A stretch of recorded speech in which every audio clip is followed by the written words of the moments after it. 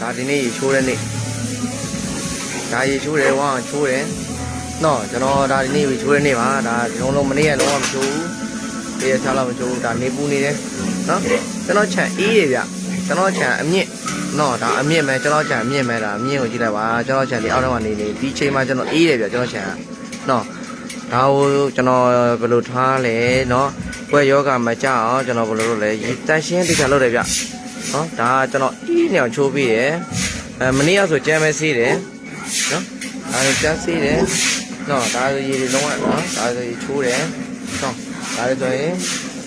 ကျွန်တော်တို့လုပ်တဲ့ပုံစံဒါပါပဲဘက်ကိုအပူပန်ထားတယ်ထားပြီးနောက်တစ်ရက်မှာချိုးတယ်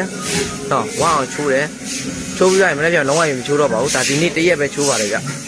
ဒါဒီနေ့ဝအောင်ချိုးတယ်ဒါဆိုကိုဝင်နေကိုဝင်နေ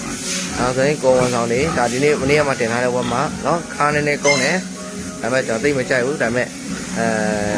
့လက်ကျူးမလို့လဲကျွန်တော်ယူထားတာလည်းဖြစ်တယ်ခါကုန်းတာတော့ကျွန်တော်မျိုးမှမရွေးဘူးဒါပေမဲ့စင်ပြေမလားပေါ့ဗျာနော်အသေးပြောမရှိဘူးဒါကဝါတွေကမတန်းလေးတွေနော်ဒါဆိုရင်ဒါကျွန်တော်တို့ထားထားတဲ့ပုံစံမျိုးလေးဒါဆိုမွေးကန်းလေးတွေမွေးကန်းကိုကျွန်တော်တို့ဒီလိုရွေးချယ်တယ်နော်ဒါကိုတဲမထားဘူးတိုက်ရှင်းလုပ်ပြတယ်နော်ဆေးတယ်လူဝင်မခံဘူးဒါမှမဟုတ်ရေဝက်မရှိဘူးဆိုရင်ရေကိုတဲမချန်ရစေနဲ့ဒါမကောင်းပါဘူးနော်ဒါကျွန်တော်တစ်ခါတွေ့ရလေးကိုလက်ခါရေးပြောနော်ဒါဆိုရေချိုးတယ်ဒီဝါချိုးမယ်နော်ဒီပါကျွန်တော်ချိုးရလေးကိုနော်လုံးမထားဘူးဒါကတော့ကျွန်တော်တို့လုပ်တဲ့ပုံစံနဲ့ကတော့ဒါနော်ဒါကတော့ကျွန်တော်ချိုးမယ်ဒီချိုးတယ်ဝါချိုးတယ်ကျန်းကိုစေးမမောင်းပြကျွန်တော်တို့လူတွေကရေချိုးခဲ့ကြတယ်မယုံဒီလိုမျိုးကျန်းမြင့်မို့ခဏမှမပဲစီနင်းကြီးတို့နင်းကြီးပြဒါကျွန်တော်တို့အပူချိန်တိုင်းတာပဲအပူချိန်ဘယ်လောက်ရှိတော့ဒါကျန်းတဲ့ပြင်ကိုကျွန်တော်အေးလားဒီမှာကြည့်ကျွန်တော်တို့ဆိုအမြင့်အားဆိုအမြင့်ဒီအမြင့်ပုံမှာအပူချိန်အောက်ကိုမရောက်နိုင်အောင်ဒီကျန်းမြင့်ကိုမရောက်နိုင်အောင်လေဒီဝက်တွေဆိုရင်မှကြည့်တို့နေရတဲ့ပုံစံတော့ဒီမှာ80 80ကြီးဒါကိုရေချိုးမယ်ဆိုကျွန်တော်တို့နေ့တိုင်းရေချိုးမယ်ဆိုဒီဝက်နေတဲ့ပုံစံနဲ့ဆိုကျွန်တော်ဘလို့ရမှာဆိုရွှဲနေတဲ့ဟာ6တွင်းမှုမရှိဘူးညာခြံထဲမှာနော်ဒါကျွန်တော်ဖြစ်နေတဲ့ပြဿနာတွေအားလုံးကိုကျွန်တော်ပြောချင်တာပါကျွန်တော်2019ကတည်းကကျွန်တော်ထိုင်းဝက်တွေကျွန်တော်တို့စမွေးကြတဲ့ကျွန်တော်မွေးလာတဲ့ချိန်တော့ရင်နော်အခုချိန်ကြီးဘာမှမဖြစ်ဘူးဒါတွေဆိုကျွန်တော်ဘာပြောတော့ချိုးတာနော်ချိုးတယ်ဒီချိုးချိုးတယ်ဘာအောင်ချိုးလိုက်တယ်ဒီဘက်ဆိုဒီဘက်ချမ်းဆိုရင်ဒါမြောက်ဘက်ချက်ကျွန်တော်နေလုံးဝမထိဘူးဗျကိုဝန်ဆောင်ခန်းနေဆိုကျွန်တော်ဒီဘက်မြောက်ဘက်ခန်းမှာထားတယ်မြောက်ဘက်ခန်းမှာထားရင်ကျွန်တော်ဒါရေနေမထိဘူးနေတိုင်းချိုးဒီအရိတ်ကျနေတဲ့နေရာမှာကျွန်တော်နေတိုင်းချိုးမှတော့ဒီဝက်ဒီမဖျားပဲမတည်ပဲနေတိုင်းဘူးဗျဝက်ဒီချွေးပေါက်ကျယ်ဒီနော်ဝက်ဒီလူနဲ့မတူဘူးနော်ဒါဆိုရင်ကျွန်တော်2019ခုကတည်းကကျွန်တော်မွေးထားဝက်မကြီးကဲ2019ခုကတည်းကရှိတဲ့ဝက်မကြီးကဲဘာပြောရင်တော့ဘာမှမဖြစ်ဘူးလေယောဂကြာဒီကယောဂကြာကျွန်တော်ဘာမှမရှိဘူးဒါကိုပြောချင်တာဗျဒါကျွန်တော်တို့ကဒါကျွန်တော်ဆိုဒါဆိုရင်အခုလောဆယ်9သားမြောက်ဖြစ်သွားပြီ6သားမြောက်လား9သားမြောက်လားဒီတော့9သားမြောက်ပဲထားပါတော့เนาะဒါလေးဆိုကျွန်တော်တို့အဲ့လိုမျိုးထားခဲ့တယ်ဒါ2019ခုကတည်းကဘာမှကဲဒါကိုကျွန်တော်တို့အားလုံးအဲ့လိုမျိုးပေါ့နော်ဒီဝက်မဒီဟောင်းကိုပြည့်နေပြီတိုင်မဲ့တူ့ကိုကြည့်လိုက်ကြပြီကျွန်တော်တို့ဘာမှဖြစ်ဘူးဖြစ်တယ်နားလားမနာဘူးဖျားလားမဖျားဘူးဘာဖြစ်လို့အပူအေးမြောက်တော့အောင်ကျွန်တော်တို့ကလုပ်ပေးခြင်းပဲရှိရယ်နေ့တိုင်းရေချိုးမှဒီဝက်မဘလို့ခံတော့မှ2019ခန်းလေးရဆိုဒီခုချိန်ကြီးကိုကျွန်တော်ဘလို့နေ2021ဒီကျွန်တော်ဘလို့ခံမှဒီဝက်မနော်ဒါပေါ့နော်နောက်ပြီးတော့ဒီရှေ့ပြတားပေါက်လေးတွေထားတယ်ညို့လေတားပေါက်ကိုကျွန်တော်တို့ကဒီမှာ6တွင်းနေအောင်ထားတယ်ဗျနော်ကျဲကို6တွင်းအောင်ထားတယ်ကျွန်တော်ဒီဘက်ပဲဆေးတယ်ဗျ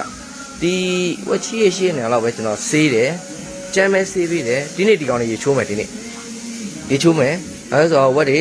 နည်းနည်းလေးအပူဓာတ်လေးရိုက်အောင်လို့နည်းနည်းလေးအပူလေးပြန်တက်လာအောင်လို့နော်ပူမှလည်းစားတယ်ဗျဒါအပူသွားရင်လည်းမစားပြန်ဘူးအေးတက်လို့ပြန်တယ်အဲ့ဒါလေးကိုကျွန်တော်တို့ကဝက်တက်ကောင်ကိုချင်းချိန်ပြီးတော့မှဒီဝက်ဒီကျမ်းမာကြီးကောင်းလားမကောင်းလားအဲ့လိုမျိုးတာအိတ်နေမယ်အဲ့လိုမျိုးအကွေးလေးအိတ်နေမယ်ဆိုဒါကျိန်းနေတယ်ဒီဝက်တွေဒီအေးတက်ကိုတို့လုံးလုံးကိုဘယ်လိုပြောမလဲနှွေးအောင်လုပ်နေရတယ်ဒါပေမဲ့ရေနာတော့အိတ်နေတယ်အဲ့လိုလေးအိတ်နေဆိုအေးတက်လို့နေပြီဒါကိုသိဖို့လိုတယ်ကိုယ့်ရဲ့ခန္ဓာကိုယ်ကြိုက်နှွေးနေတော့နော်ဒါအေးတက်လိုက်ဖမ်းနေပြီလို့အစာသိမစားချင်တော့ဘောတွေကနည်းနည်းခန္ဓာကိုယ်ဝင်နှွေးလေးရှိနေရေချိုးပေးလိုက်ရေချိုးပြမလို့ဗျာတကယ်တော့ကျွန်တော်ရေစိမ်ကန်ထားရမယ်အဲ့မှာကျွန်တော်ရေစိမ်ကန်ရှိရ နော်ကိုရေစိမ်ကထားပေးခြင်းအပြင်အတတုံးမွေးပဲရေစိမ်ကနဲ့မွေး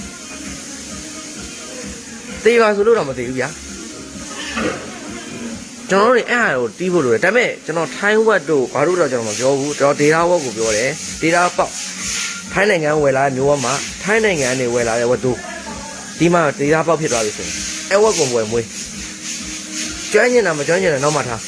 ဒါဒီကျွန်တော်တို့ဒီမှာဆရာတွေအများကြီးရှိရယ်ကျွန်တော်ဆရာမတွေအများကြီးရှိရယ်ရှေ့မှာနေတို့ကိုယ်တိုင်ထိုင်းဝက်ကိုဘယ်လောက်ထိပြုစုရလဲသွားပြီးလိုက်မယူပါနဲ့ဒါအောင်လိုက်မယူဖို့လိုတယ်ကျွန်တော်တော်ပြီလေကျွန်တော်ဒီလောက်ဆိုင်လောက်ရတယ်ကဲနေရအုပ်လေးရတယ်တော်ပြီဟုတ်လား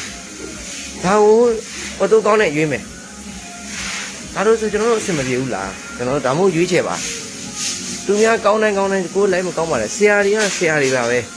သူတို့ကလုံးလုံးကိုကျွန်တော်တို့စီနီယာကြတယ်ဝတ်တကောင်ဘယ်လိုကင်တွယ်ရမလဲဝတ်တကောင်ဘယ်လို quarantine ထားမလဲသူတို့အကုန်သိရဗျာကျွန်တော်တို့တွားပြီးတော့မှဒီတနိုင်တစ်ပိုင်းမွေးမြူတဲ့လူတွေအားလုံးကဒါကိုတွားပြီးတော့မှမမတ်မောပါနဲ့ကိုအောင်မြင်အောင်ရင်လို့ကိုဒီလိုအကြောင်းနားလည်အောင်ရင်လုပ်မယ်လုပ်ပြီးတော့အဲ့မှာကျွန်တော်တို့ရွေးချယ်မယ်ထိုင်းဝက်ကိုမရွေးချယ်လို့ပြောမှာကိုနားလည်အောင်ရင်လုပ်လိုက်မယ်ကျွန်တော်ဆိုရင်အခုချိန်นี้ကျွန်တော်ထိုင်းဝက်ကင်မလားပြောရင်ကင်ဘူး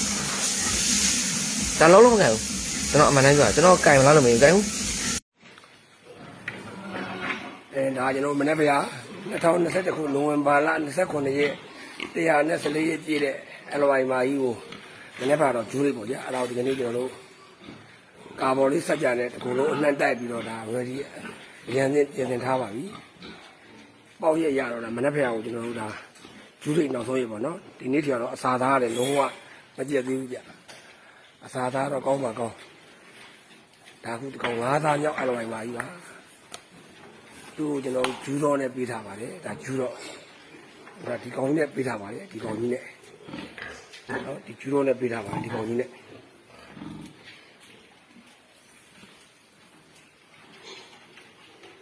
ဘာသာမြောက်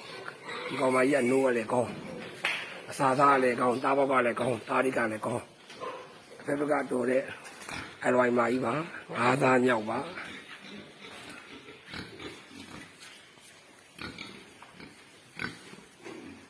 ဘာသာမြောက်လက်ဖျားတရားစလီပြည့်မယ်ဘမကြီး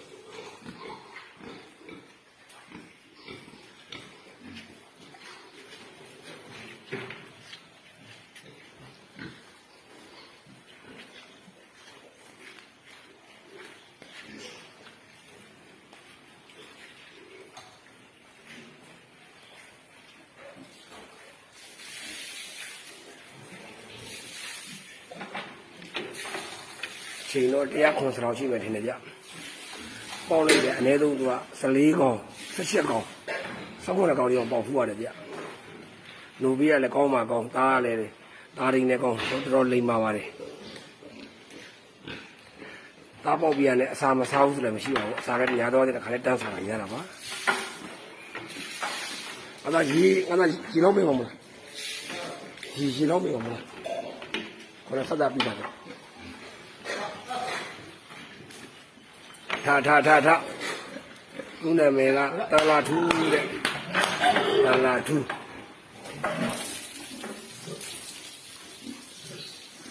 ဒါကျွန်တော်ဒီခြံကိုလည်းဒါကျွန်တော်ညနေပိုင်းမှာကျွန်တော်ပို့တက်စီနဲ့တခါလဲဖြန်းအောင်ပါခြံကိုလည်း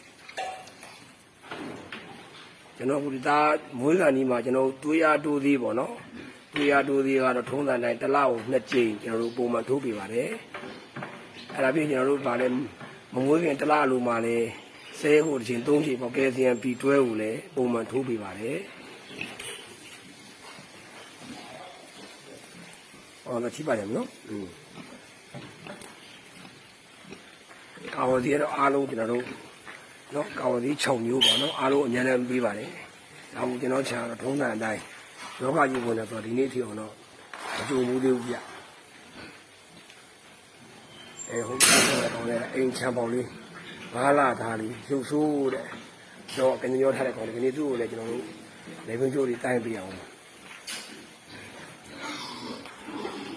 ဒီကောင်ကြီးတော့ဒီကောင်ကြီးက AI နဲ့ရပြီးသွားပြီနော်ဒါ5လသားလေးအကွဲသားလေးပေါ့ဗျာဒီကောင်ကြီးဒီနေ့ဒါနော်ဒီနေ့ဒါကျိုးတိုင်းပြအောင်ပါ AI ကျင့်တာလေ AI လည်းကောင်းသွားပြီရပါပြီ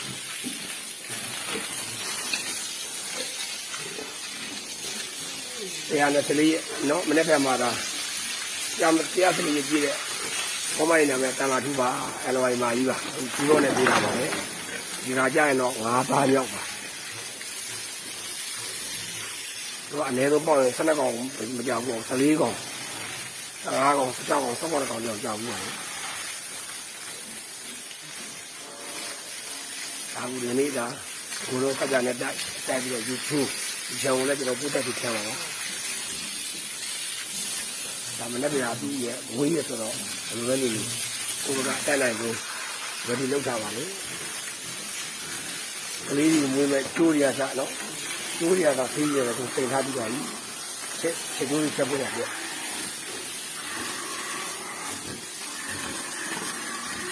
ဟောကျွန်တော်ဒီတော့နဲ့ပြတာပါလေဒီတော့နဲ့အားလုံးနော်ဒီကနေ့တော့အားပေးတဲ့မပေါက်ကြီးကိုအားပေးတဲ့မိတ်ဆွေများအားလုံးကိုလည်းအထူးကျေးဇူးတင်ရှိပါတယ်နော်ဒါပါပဲကြာအားလုံးကျေးဇူးတင်ပါတယ်